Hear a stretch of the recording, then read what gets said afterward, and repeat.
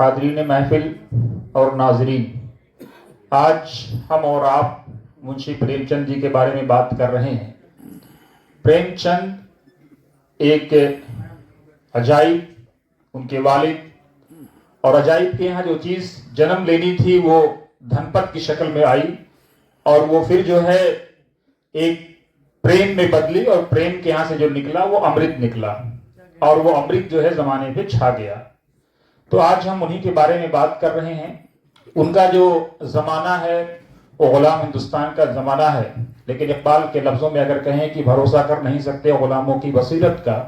کہ دنیا میں فقط مردان حر کی آنکھیں بینا، تو انہوں نے جو مصلحت پسندی تھی اس کی زنجیروں کو توڑا، اور اس کے بعد جو ہے جس بے باکی کے ساتھ آزادی کی وکالت کی وہ ہمارے اور آپ کے سامنے ہے، اور مظلوموں کے حقوق کی وکالت کی۔ اس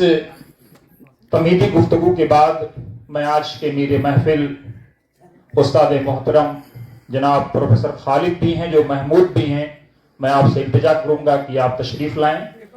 اور آج کے اجلاس کی صدارت فرمائیں۔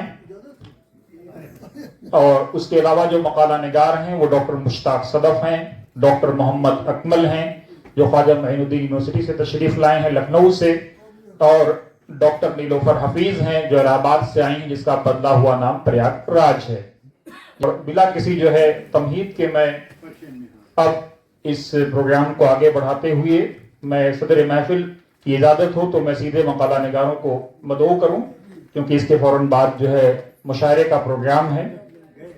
میں پہلے مقالہ نگار ڈاکٹر مشتاق صدف صاحب سے التجا کرتا ہوں کہ آپ تشریف لائیں اور اپنا مقالہ پیش کریں۔